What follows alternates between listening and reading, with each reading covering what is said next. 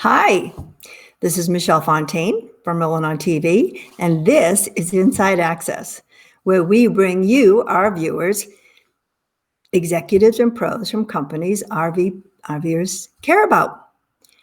Tonight's guest is Joel Holland, who owns Harvest House. A couple of housekeeping details first. Please comment, say hi, ask your questions. We need to see your name in order for you to be eligible to win a year of Harvest Host at the end of this hour. Lisa Manning of Harvest Host is also watching. I can see her there. Hi, Lisa. Nice to see you. And she will be taking care of anything that we don't get to, but we sure hope to get to all kinds of questions this hour. And please share with your group, your friends, anybody RV. Most people know about Harvest Host now. Those who don't, you're in for a treat. So as a way of an introduction before I bring Joel up, in 2018, I met Joel and his wife, Mary Ashley, in Prescott, Arizona. He wanted to invest in something, and he found Harvest Hosts, which wasn't even for sale. And the couple who owned it, who started it, were in Prescott, Arizona. At the time, I lived in Prescott Valley, the next town. I still live there. And so I went to dinner with Joel and Mary Ashley. So that was 3 years ago. And I feel so special that I met Joel then, because he has done such a phenomenal job growing Harvest Hosts. So at this point, we went to dinner. Yes, I'm from Massachusetts. We went to dinner at the famous Palace Saloon on Whiskey Row in Prescott. So that was a great night too. So let me bring up Joel Holland. Hey, Joel. Hey, Michelle, how are we doing? Good. Nice to see you again. That's great to see you. And, that dinner was a lot of fun. That restaurant is like authentically, like, I don't even know how to describe it. Like, it seems like they created it to be whimsical and like old Western, but it was real. Like, that's a real spot. That bar, the bar in there was literally carried out when the building was on fire by the patrons at the bar, carried out and later on carried back in. Did you know that? No, I didn't know that, but it adds to why that place is so cool. It really does. So you've had something new happen to you and Mary Ashley a little while ago. Tell us about that. Yes, we welcomed a baby girl into the world, Waverly, in December 8th. She was born, so she's now about 3 months old, and this is our first child, so this is a whole new learning experience for us, but for everyone listening that has children, right around 3 months, she really started kicking in the personality, and the smiles and the coos and the acknowledgments, and it's pretty fun. Yeah, it's a good time. That's great. I'm going to give a shout out to to Jose, who's in our audience, and he's supposed to be writing down the names that come across the screen. Right, Joe? Because we need to know them when we pick the winner at the end of this hour. Joel, how did you come about looking for and finding Harvest Host when it wasn't even for sale? How did that happen? Yeah, it's a pretty cool story. So my wife and I were 5 years ago living in Washington, D.C., and we were ready for a change. We were just tired of being in a city. We wanted to get out and kind of explore. And so we, on a whim, bought an RV. We bought a fifth wheel. In fact, the picture you showed there, that was our original Reflection that we purchased in 2014. And we said, let's hit the road and RV until we get bored. And we thought it might be a couple months, the bug would be over and we'd move on. We actually ended up falling in love with it and RVing through all the lower 48 states over the course of a couple years, ultimately really loving Colorado. And now this is where we're based. We live in Vail, Colorado. We keep the RV in Grand Junction, Colorado. Great jumping off point. And we still RV a few months out of the year. But during that travel, we we were so in love with the freedom of RVing, and during the day you're driving and you just feel like you're out and open, and everything, like the world is your oyster. And then we get to campgrounds, and many of them are quite nice, right? And they're utilitarian, but some of them really like sapped the excitement out of the air, right? You'd basically be like in wide open spaces during the day, and then you get to a cramped campground at nighttime, and it bummed us out. And so, meanwhile, we're driving past all these beautiful farms and wineries and vistas thinking, wouldn't it be nice if we could stay on these property owners, like, properties, stay at the winery, support the business, and maybe they let us stay for the night. So I started thinking, wow, this could be an interesting business idea, connect RVers with winery owners and that sort of thing. That's how I found Harvest Host. Turns out it already existed. So Don and Kim Green had created this program. We immediately joined it, and went and stayed at our first Harvest Host location, which was in Kansas. And it was a winery. Sorry, not a winery. It was an alpaca farm run by nuns, and it was just the coolest experience. I mean, it was everything we hoped for. We parked on this beautiful property. We got to know the owners and proprietors. There were 3 nuns in their 80s. One made alpaca scarves. One made soaps, and one gave massages. And so, you experience something like that, and I'm like, this is it. Like, this is the thing that we wanted to find as RVers. I want to take this to more people. And so I reached out to Don and Kim cold and just said, look, I love this program. Would you have any interest in selling it? And their answer, to your point, was no, not really. Like, we also love the business, and we're having fun running it. We'd never really considered selling it, but we got to know each other over the course of a few months. And, I really kind of to their credit, they had me walk them through what I would do with the business if I purchased it. They made me. It was their baby. It was totally their baby. And they had done a wonderful job. And so they had me present them with a plan. What would I do? And I told them everything I planned to do with the business if I purchased it. It was acceptable. They liked it. We found a price that worked for them, and we bought the business in May 2018. Wow. It's a great story. I just absolutely. Do you still correspond with them? Do they still stay in touch, or?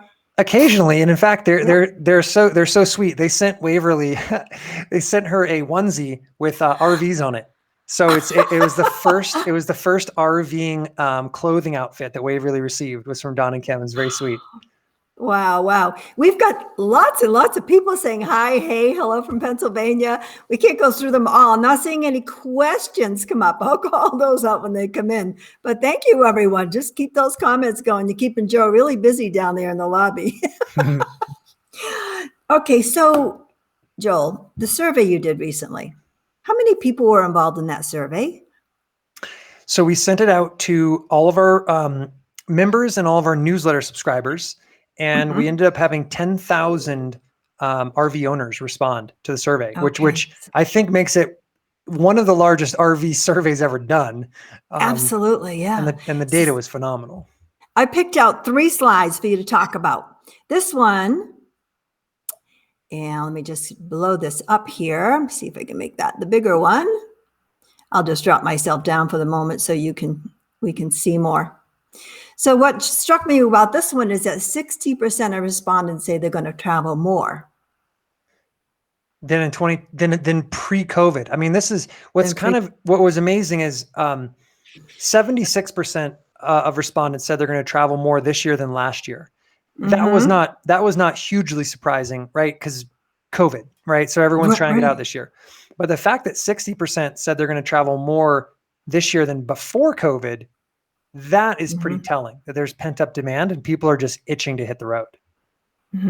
Yeah, I agree. So I thought that was a very good slide. Let me take that one down. And then this one, 96% of respondents say they would or do boondocking while RVing. Yes, that surprised me. Yes, I liked that. that. I think, RVs are built for boondocking, right? I mean, that the original utility of an RV was to camp, right? It was like go out, go off the grid. I think we've all become accustomed to plugging in, and there's nothing wrong with that. But these things are built to hold multiple days worth of water. You know, the batteries can hold a couple days worth of charge, even without a generator. You know, and it can hold your sewer and wastewater. So yeah, boondocking, I mean, it's great. And, you know, I think that I was happy to see that number, of course, because most of Harvest Host is boondocking. But that was interesting. And also this one down the bottom, taking advantage of remote work. I'm not sure what that percentage is, but that's a big chunk of that circle. Yes. You know, what was interesting was basically what people were saying was 64% of people said if they had the ability to work remotely, which a lot of people do these days, 64% were planning to RV more because they're thinking, why work from home? I can work from the RV. So I think we're going to see a boom in remote work from RVs. Oh yeah, definitely. And one more, and then I do see a couple of questions here, so we'll get to them. This one, RVers like to change scenery. And that's true. I know that's true. I don't want to stay more than 3 nights in a campground. I mean, we like to move around. And 88% said they'd go to a winery, brewery, farm to your Harvest Host point. So that's right. And of course I like that too. You know, I loved that. And it was interesting seeing how often people, you know, RV. And I think the average was like, I forget, I mean, about 30 days. Seems like the average respondent to our survey is on the road 30 days out of the year. That's a lot, right? There's, you know, of course there are many who are on way more than that. We have a lot of full timers, but in 30 days, you can see and do a lot of cool things, which is why I think people like to move around. Yeah. And all right, so let's get to a couple of questions. I see Lisa working really busy there. Thank you, Lisa. So she's great. Okay, well, let's take this question now because it's being asked. I have a question on the newly announced request a stay option. Is this fully rolled out? I tried a couple today and the buttons didn't do anything. It is new, a few weeks old, right?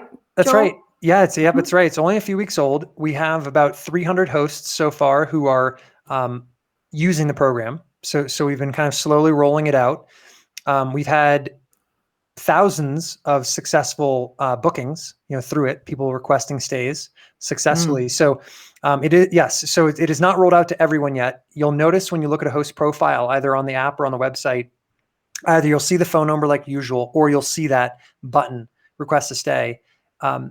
It should work. So if the buttons didn't do anything, it sounds like there might be an issue. So if you can give us specifics around like which host it was and what happened, that'd be very helpful because we can look into why it's not working. Yeah. So please let them know so they can check that out. Oh, so here's Bob Zagami. Hey, Bob. We know Bob, right? Our good friend from up north. Yes. That's right.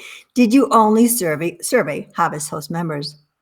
No. So it's a great question. So we surveyed our Harvest Host members, and then we also have through our newsletters like RV Hacks and Humor, we have 400,000 subscribers.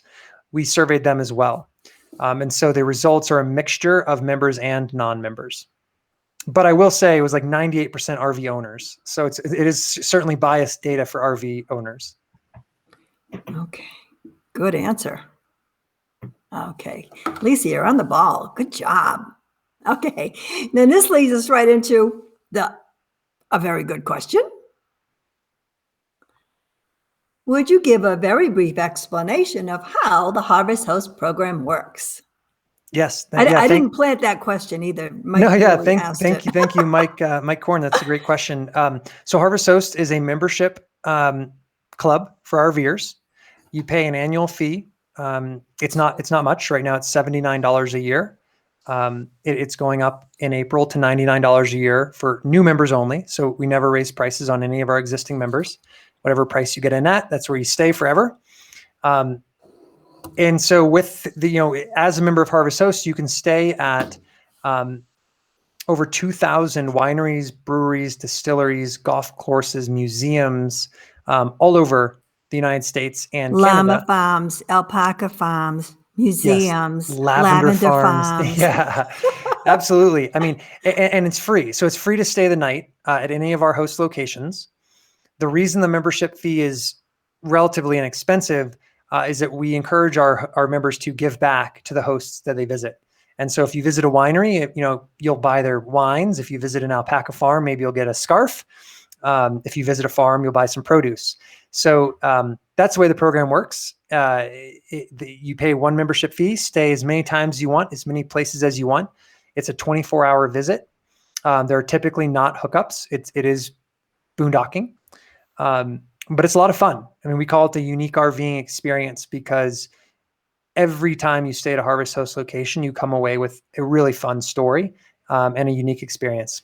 And I know which one. Yeah, tell them about this one, Michelle, because I've actually I've wanted to go here for a long time. It's like right up high on my list. Laurie and I, when we went cross country from Mass to Arizona in October, we tried to hit a Harvest Host almost every other night, and we were pretty successful at that. This was the Kruger-Toy Train Museum in, I can't remember where it was. It's in West Virginia, I believe. Okay. Yeah, that sounds about right. West Virginia. It was an old 1800 school building. So it had a great paved parking lot. It was all fenced in, and there was one other RVer there, and we got a great tour the next day, met this lovely family. And like you said, stories happened. They had a Winnebago view, and their roof ripped up off going over a bridge. So we had a great conversation. But yeah, so another one, let me just say while we're talking about hosts, is this one. And this is the Spyglass Ridge Winery in Sudbury, Pennsylvania. And we actually did a 10-minute segment that's going to be airing on our 7th show of the year, the week of April 4th. But for you people watching here, if you want to take a look at it, I actually created a link and loaded it up. So you could actually take a peek at that after the show. But it's not only a winery, it's a brewery in another building. They're building a distillery. They've got an event center. This place has got everything. And look at that. I mean, this to me is like a perfect illustration of why I love parking at Harvest Host locations. Is you're parked right by the vines. You're in a field. That is peaceful. I mean, that is camping, and it's so cool. The fact you can then walk down and have wine and not drive anywhere simply adds to the allure. It's pretty cool. It does. Yeah, it really does. It's just, and it's about experiences. For us, it was about experiences. Let me just hide this one and bring this one up. And this is an experience we had fun with too. This is the Gulf Coast Gator Ranch. And we also have a segment on the show about that and Swamp Billy Sam, who took us around. So yeah, it's about experiences, and we just totally love it. Now, Joel, we've talked about the consumer end of Harvest Host. Tell us a little bit about how it works from the host end. Do they have to pay anything to belong? How is it a win-win situation? Yeah, a great question. And I appreciate you bringing that up. The reason I love Harvest Host is that it's great for members, of course, right? It's a great experience, but it's also great for the hosts. So all the small businesses that work with us, we never charge them a dime. So there's no fee to be in the program. We don't take any commission on sales, nothing. And there's no long-term contracts. We tell hosts, partner with us, and we'll send our members your way as long as you're happy. And the nice thing is many of our hosts have been with us now many, many years, some like 10 years. So the reason it's beneficial for hosts is because our members are amazing, right? And if you've met, RVers in general are amazing, but Harvest Host members are just a breed of their own. They're very happy. They're just wonderful people. So they're very supportive when they visit these locations. We surveyed our hosts and we asked them, why do you like being in the program? And the number one answer surprised me. The number one answer was, our hosts enjoy meeting new people and sharing their lifestyles, right? And I knew that would be an answer somewhere, but I didn't know it would be number one. The second reason was the additional revenue that they receive from members. And of course, they're businesses. Like, that's what I expected. It was, you're in the program because you make more money. They like meeting the people first and making the money second. And that's just so cool.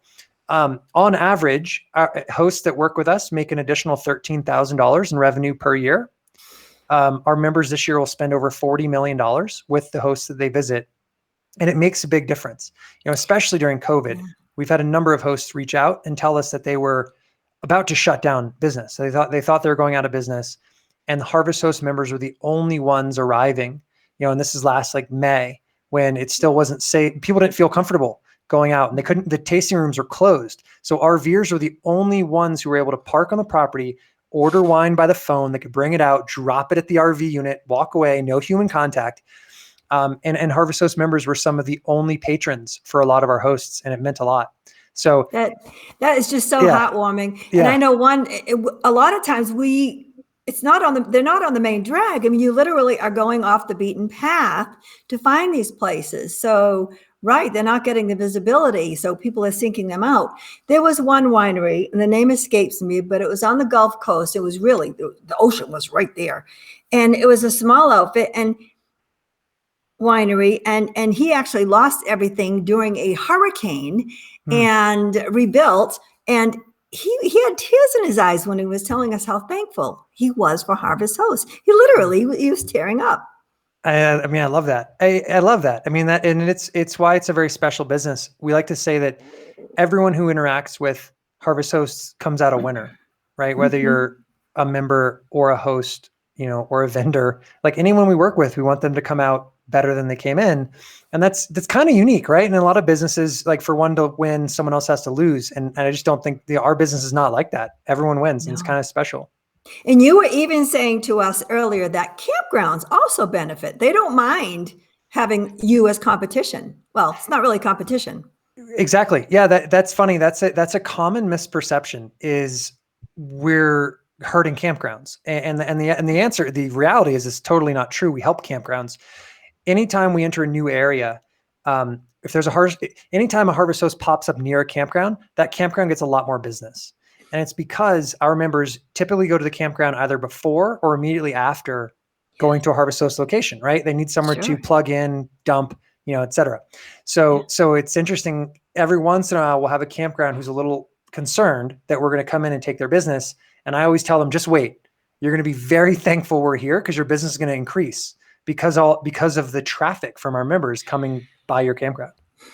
Win, win, win. Mike asks, do you generally have to make a reservation several weeks, months in advance, or you can get spots on short notice? I know the answer to that one, but you take it. Yeah, I mean, the totally honest answer is it depends where you're trying to go, because we certainly have a couple of hosts who are very, very, very popular. And if you're trying to go to our most popular host in Florida during the most popular time of year, you might want to call pretty far in advance. But I'll tell you the way that I do it. I like the spontaneity of RVing.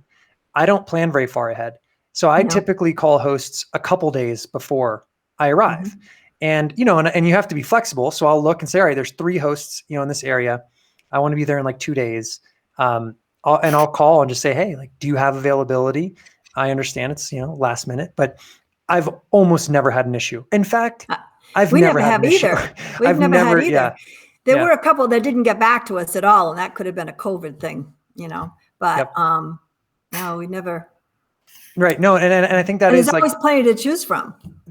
Exactly. So I think Harvest Host lets you be a little more spontaneous. It's not like a campground that you have to book months and months out. I always do it a couple of days before. Here's a good question. It involves your golf offerings.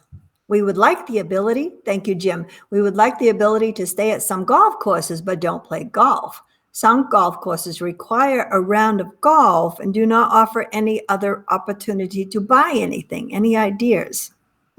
Yes. So fortunately, it's a very small percentage of our golf courses that require a round of golf. I think it's like less than 10%. And that was important when we made the decision to purchase RV Golf Club and integrate it into Harvest Hosts. We wanted to make sure, because we knew that most of our members don't play golf. And we were hoping that the alternative of being able to go to the restaurant, go to the pro shop, have a beer on the 18th hole, that, support the business in different ways. Most of the golf courses, so like over 300 of them, no requirement for a round of golf. Some of them do require it. And we let them stay in the program, and we just put it on the page and say that this one requires a round of golf.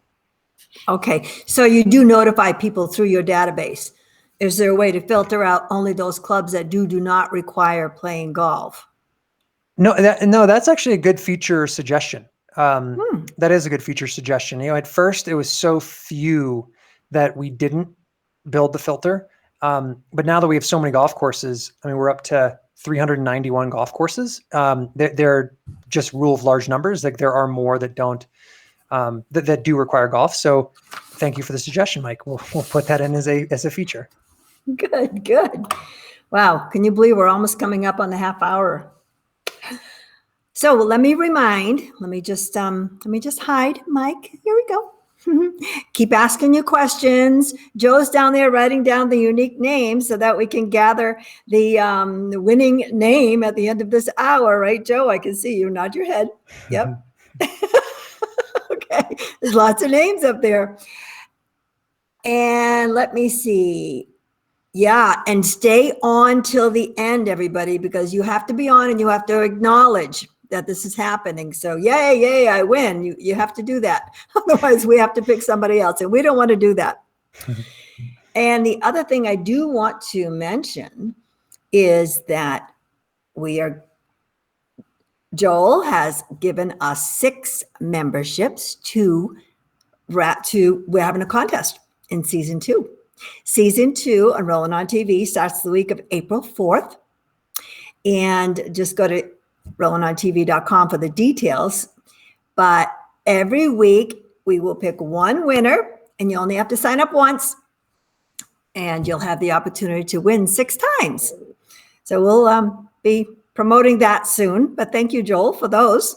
Of course. And you're also helping us with another wonderful project, aren't you? The NOBO raffle that we're doing for care camps, kids with cancer. And you're donating a membership to that package as well. Of course. So thank you for that. We always love to support a good cause. So thank you for championing. That's a hard word to say. Championing it. Yeah. All right. So let's see. We covered a lot of these questions. Yep. Nice online reservation. We covered that. Joel, your pricing for membership is going up a little bit soon. And you've certainly been letting the world know about that. For the value provided, it's certainly worth it. There's certainly no question about that. It's equivalent to what? 2 nights camping, maybe 3 nights camping, and you get a year of access to this database. But you also offer a lot of opportunity for people to get free months, and you always, often giving discounts. So can you give some tips to our viewers that they can participate in your interactive things to help the cost? Yes, definitely. I'm checking our website right now. So we are, the price is going up on April 1st. And like you said, we've been letting people know about this now for a couple of months. We tried. Yes. We've only raised prices once before, and that was in 2019. And same thing, we took 3 months to kind of announce that. Since then, we've tripled the number of hosts in the library. And our goal this year is to add another 1,000 hosts. And so to do that, we're hiring quite a few people, like substantially, we're building the team quite a bit. And so the increased price will help us pay for payroll. That'll go straight into recruiting more hosts. So the money is going to be put to good use, I promise you. Right now, if you go to our website and join, there's a coupon code MARCH, just MARCH, and it's a 15% discount. So it drops the price down to $67.15. And you get locked in for life at the discount. So I mentioned earlier, we don't raise prices on existing members. And that goes for using a coupon. If you use a coupon, whatever price you end up paying every year, that's what you'll renew. You'll renew at that price. We're not like a cable company that says, hey, it's cheap for like 6 months, then we're going to throw the rates up on you. Nobody needs that. So, and don't you have like referral bonus points for people that refer a host to you or things like that? Totally. Yeah. So when you join, you'll be immediately invited to our kind of refer a friend program. And you can send a link out, or you can publish it on Facebook and Twitter. It makes it really easy. And it lets you give that 15% discount to someone else. And if they join, you then earn $15 per sign up. And so it's a nice program because everyone gets something, right? So you're not just making money off your friends, you're giving them a discount. And then you're also earning as our way of saying thank you for the help. You're a true win-win-win-win-win kind of guy. You know that, right? Well, it's nice when everyone wins, no one's upset, and and I don't want anybody to be upset, so it's perfect. Yeah. So Vaden Boyer, I'm sure I said that wrong. I just learned about Harvest Host this week, and I'm so excited. Yes, it's a dreamy idea. We're currently shopping for a trailer and planning a trio, and this makes it even more exciting. A trip. I think she means trip, planning a trip, and this makes it even more exciting. Nice. Seriously, you will love getting into that database, and you can search for museums or wineries or breweries. And it's let me bring that map up and just show the breadth of your membership. And I'll just take myself down here. Let me just do this. This is so impressive.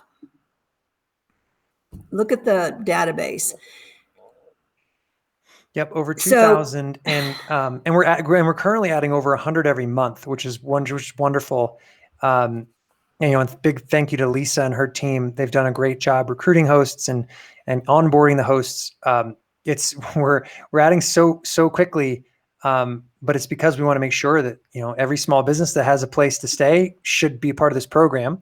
And our members love new places, and our district. We try to have very good even distribution. It obviously looks clumpier on the East Coast. It's just because there's just more. When you get out to a place like Nevada, there are not a lot of businesses out there. And then I think you and I talked about this in California. We're always heavily recruiting in California. Unfortunately, in some parts of California, they simply don't allow RVs to stay overnight. Kind of blanket bans on RVs, which is challenging. Entire counties that do that, and it's very frustrating. But wherever.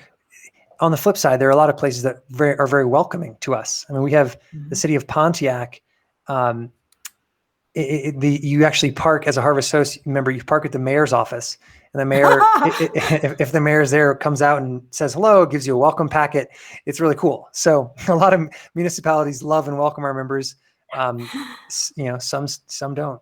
And you also are going into Canada. Yes, we have over 100 hosts in Canada. We have hosts in every province, and we're going to continue expanding that program because Canada is wonderful. It's just it's beautiful, and so we're going to continue recruiting new hosts in Canada, and making it a larger part of our program. And now that COVID is finally, we're becoming more normal, and borders are opening again. That'll make that whole expansion easy. So. Yeah, I hope so. The border's been closed for like over a year. It's crazy. No. We don't say that. We say, yes, it's going to happen. Yes. There we go.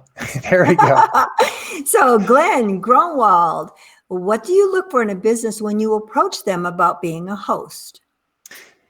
Yeah, great question. So a lot of every month in our member newsletter, we solicit input. We say, hey, do you have a host to suggest? And we've had thousands, if not tens of thousands of recommendations from members.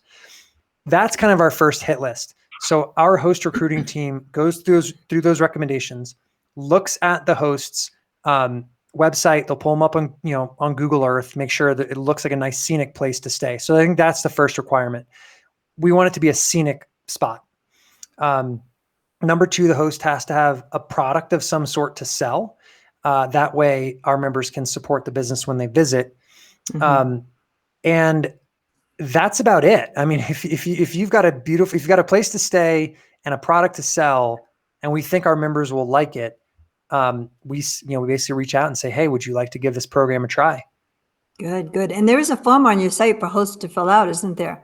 I believe there is. Even hosts can just fill out the form and get that process going. That's right. Lisa, thank you for providing the detail. There's actually quite a bit of detail to becoming a host that she, basically what you said, Joel, but I mean, she's outlining it here for us. So great. Good job. All right. Okay, let me just put this one up. This is Lisa's response. Hi, Lisa. Now we get to see your picture. Since our hosts are private to membership, we have our own app with all of the details. Right.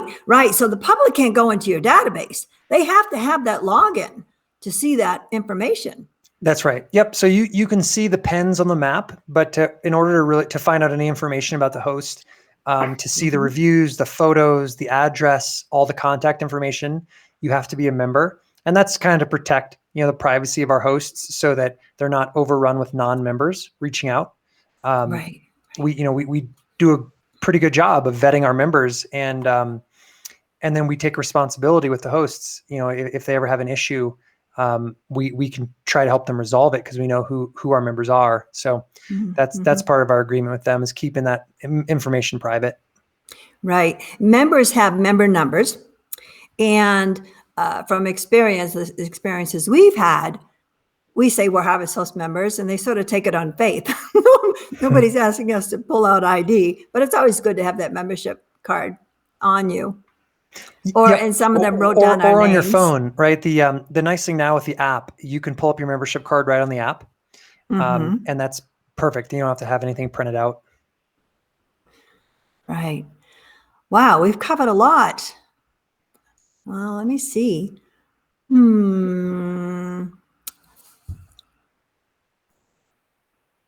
can't believe we've run out of question. What other points can we bring up, Joel? Well, I think one of the biggest things for us this year and in general is continuing to build our host network, right? For our program to be successful, we need wonderful host locations. And so we're always appreciative of people who make recommendations, but we also have a host affiliate program where we'll pay $100 per host that someone helps us bring on board. Not just a suggestion, but actually helps recruit them on and brings them on board. And we have some of our host affiliates who make a nice side income helping us recruit new hosts, and it's great. Carol Jean, 6 membership is very gracious. Yes, it is. That's going to be a great contest.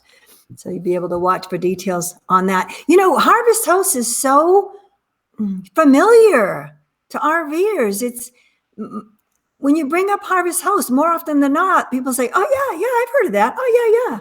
In fact, let me tell you a little story of Spyglass Ridge Winery. When we pulled in, and there was one other RV that came in after us. And it was 3 sisters who had never camped before that rented an RV from Outdoorsy. They were down in Florida, 2 of them, I believe, and one was up in New England. They rented the RV from Outdoorsy, flew up here, got the RV, and then paid for Harvest Hosts and discovered Spyglass Ridge Winery. Cool. So it was just a really great story of these 3 girls. They wanted to see the foliage together. And they're going to go out and buy their own RV now because they enjoyed it so much. It's great. I mean, I think Outdoorsy and RV Share have really made the RV experience more accessible because, in the past, you don't want to just go and buy an RV not knowing anything about an RV. They're expensive. It's a big commitment. So to be able to go rent a unit that you actually might want to drive, right? So if you want a Class B van, you can go rent that. If you want a Class A, you can go rent that. It's a cool way to try it and get hooked. And then you go to Bob Zagami in New England, and you buy from one of his dealerships, and you get the best deal. Right. True. And we actually interviewed someone from Outdoorsy that we're going to have on the show soon on Rollin on TV, because the project that the RV Women's Association is doing, the Drab to Fab, they're redoing this whole trailer up in Elkhart, and they're going to be raffling that off. So, yeah. We're all just good friends in this industry, right? Rich Roy. All right. That's a good plug, Bob. Thank you. Rich Roy, let's see. Dumb question. What if someone wins one of the memberships on the TV show, but you're already a member? Will you extend it for a year? Yes, I think that's probably the easiest thing to do. We can extend it by a year, or you could give the membership to a friend. Your choice. 2 good ideas. Very good. Thank you for bringing that up, Rich. All right, come on. What other questions? So what's the most unusual host you have? Well, the Alligator Ranch is certainly an unusual one. We have a museum of osteology. So if you're into skeletons, we've got that covered. We have a winery in a cave, and you go down into a cave to do a tasting. That's pretty cool. Ooh, yes. Where's that one? You gotta do some research. And then we have, some of my favorite ones. In New Hampshire, the Cog Railway is amazing. The Mount Washington Cog Railway, where you actually take a cog railway that was built in the 1800s, coal powered, up the side of Mount Washington. It's incredible. And like just a very unique experience. Stratica, the underground salt museum in Kansas. Ooh. It's an operating salt mine, and you could take an elevator 400 feet down into the ground and learn how salt is actually mined, which I had no idea. I've used salt all my life, never thought about where it came from. And so that's a cool experience. And then the last one I love is the Golden Spike Tower in Nebraska. And I think it's the world's largest train yard. If not the world's largest, it's at least the United States' largest. But all the trains from all over the country seem to converge here and do all their coupling and uncoupling of the cars. And I think they say over 100,000 cars a day pass through this train yard. It's like the scale of it is unfathomable. And they have this watchtower that you take up and you can look down with binoculars and all these things and watch all these trains coming in and coupling and decoupling and changing tracks, changing directions. And it makes you feel like a little kid, right? It's just like a little kid playing with toys. It's cool. We have a couple of important people to us, Jeff Johnston and Jason, who, they're such train aficionados, so I'm sure they would love to see that. Mike Grimes. Oh, they're going so fast. I'm not complaining. Just had to catch them. Have you considered adding casinos? Interesting. The reason we haven't is that casinos don't typically have a very scenic place to park. It's usually a parking lot. And we really try to have scenic as part of our inventory. And so, it's definitely something to look at. I mean, a lot of casinos already offer free parking for RVers. I think that's the other thing. It's not like it'd be unique. They could, we could show the inventory, but most casinos let RVers park for free anyway. So it wouldn't be like a very unique situation. Yeah, that's true. That's true. So Jim says, do you monitor stay activity of hosts to help those that do not have many visitors improve their visibility for more guests? Yeah, we do. We were always playing with the search algorithm.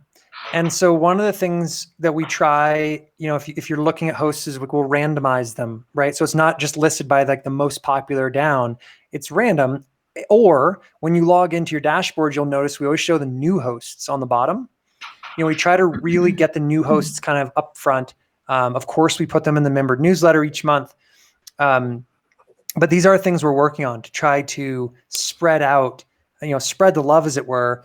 And we're always trying to recommend members, like, don't just go to the one right off the highway because it's the easiest. That alpaca farm run by the nuns, Heartland Farm that I mentioned, it's like 20 minutes off the highway, worth every minute. I mean, you just can't get that experience otherwise. So yeah, look for those hidden gems. Yeah, it really is about the experience. I can do a winery or two, but then I want to go see something else. The Hangar 25, that cool. was a really cool place with the aircraft. So, so here's a thought. Are you ever going to offer hosts the ability to pay to boost their listings to the top? I don't know. I mean, it's an interesting question. We're hesitant to charge the hosts anything. I mean, I really like this idea that as a host, you're giving us so much value that we don't want to charge you for anything. Yeah, I think it's better to keep it clean like that.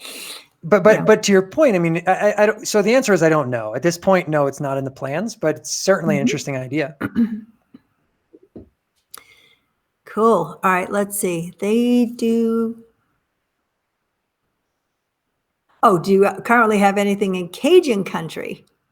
And Lisa responded, they do not need a concrete pad. They can offer gravel, grass, or parking lot pavement. That's right. That's right. In fact, that Hangar 25 had a great big tarred parking lot, right? Where we parked. There were 2 RVs there when we went.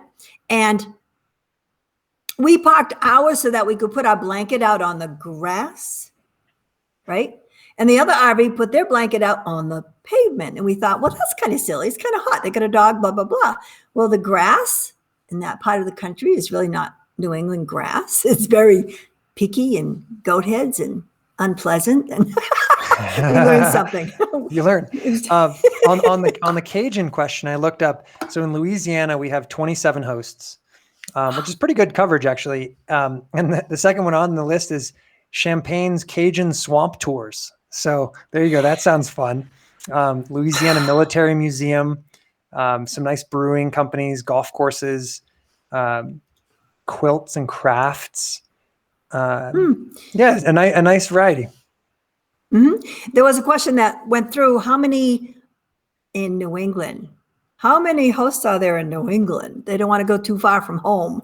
You've probably got over 1,000 in New England. There's a lot. Yeah, I mean, there's a lot. There's a lot, but we're always adding more, right? I mean, because New England's a very popular destination. Everyone loves it. And so we're always trying to add more. Microbreweries have become very popular there. So we've added a number of breweries. I was looking at our overall numbers. We now have 247 breweries and distilleries. And that's up from like almost zero a few years ago, because this is kind of a new category. And I know, I mean, one example, Booth Bay Craft Brewery in Booth Bay, Maine is one of my favorite hosts to visit. Delicious beer. You're in Booth Bay, Maine. So you're on the water. It's just delightful.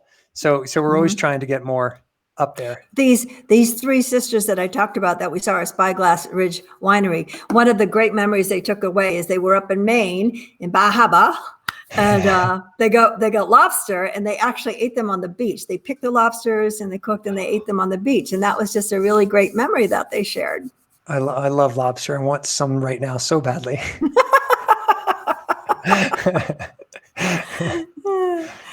Okay, at least 85 to 90% of our hosts have multiple parking spots.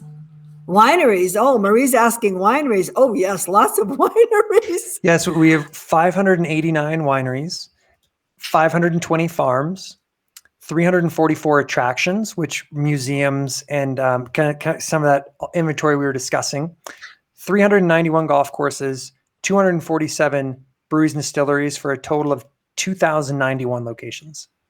Oh, Bob's going to help you out again here. We have over 150 microbreweries in Maine. We'll have to work harder for you to get them signed up.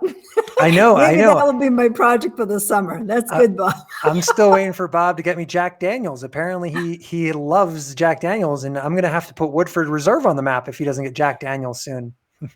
Well, I just realized that one of our new members in our Rollin on TV group, and all of you listening, if you're not a member of our Rollin on TV Facebook group, you really should be. One of the new members works at Jack Daniels, Bob. Oh, nice. I mean, that'd be a cool experience. He's going to become my new best friend. There we go. Wow, Lisa's done a great job here. How many sites can accommodate 2 RVs at a time if you're traveling with friends? Yeah, and I think like Lisa pointed out, pretty much all of our hosts, well, most of our hosts offer multiple spots. I think Lisa said 85 to 90%. And so we've traveled with friends through Harvest Hosts, which we love doing that. And so we'll call up and say, hey, we have 2 rigs, both members. Can we stay with you? And we've never had a problem. Great. All right. Well, let's see. How you doing there, Joe? Have we got a number yet that we can work with? Just send that over to me like we talked about. I'm thinking everybody that's on is going to be on, so maybe we can get going picking a winner. We'll hold off for a few minutes, but here's one. Are there any harvest hosts which are craft related? You just talked about a place, pottery, woodworking. Yes, and I just typed in craft into our search just out of curiosity. Hannah's Quilts and Crafts. Let's see what this looks like.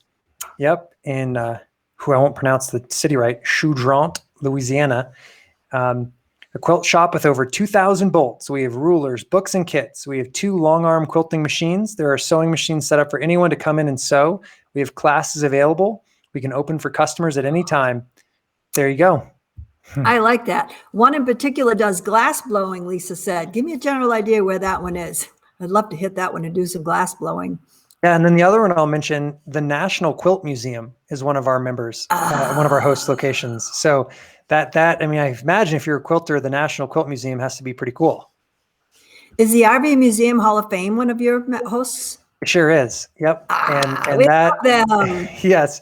And the RV Museum Hall of Fame is it's amazing. It's one of the coolest hosts I've been to because they have RVs going back to like the beginning. right? It's just incredible. And you can walk inside them. That's what was wild to me.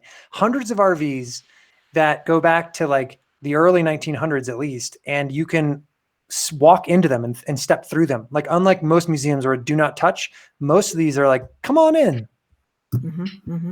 Yeah, really. They had outside kitchens way back then. It's not a novelty. They've always had outside kitchens. Yeah. So are there limitations on RV size or type? Are camper vans to full-size motorhomes all okay? Yes. So our main qualification is that you have to have a self-contained RV. And so it has to have a toilet inside cooking facilities, water, sewer, everything like that. Because when you go to a host, they're going to be open when you get there and they're going to close while you're there. And so there's going to be most of the afternoon and night where you're all on your own, right? So you're boondocking, but there won't be access to restrooms or any facilities. And so having a self-contained RV is the biggest requirement for our program. Yes, of course. Where is that RV museum? It's the RV Museum Hall of Fame in Elkhart, Indiana. Yep. Carol, I think you're just getting your RV, if I remember right. You definitely, everybody has to get there at one point. It's just an amazing place. And it's right off the highway. I mean, it's not hard to get to. So it's a very accessible location. And when you're traveling up along the north, it's on a nice route. Yeah. And Elkhart, Indiana is the RV capital of the world. If anybody doesn't know that. Yeah, what do they say? Like I really know that. Bob probably knows the answer to this, but it's like 80% of RVs are made there. And then I guess Airstream's in Ohio. That's the only reason it's not 100%. And Lance is in California. There you go. Yep. Are there limitations on children? No. In fact, pretty much I would say all of our hosts are family friendly. And so you get yourself to a winery, Nancy. You put the kids inside. You go enjoy the wine. That's right. Yep. But yes, it's all very family friendly program. Another follow-up question that people a lot of times have are hosts pet friendly? And the vast majority of our hosts are pet friendly, and there is the ability to search by pet friendly hosts on our website and on our app. So if you're traveling with a pet, and by the way, in our survey, over 70% of our members said they do travel with pets. It's pretty cool. You can check that box. It says only show me sites that are pet friendly. Again, most of them are. Some of the working farms that have farm animals that might be spooked, they're the only ones that really don't allow them. Right, exactly. Right. That makes total sense. 84%, Bob said. Bob, you're right on there. You are. No, it's pretty close. 84% of RVs are manufactured in Elkhart, Indiana.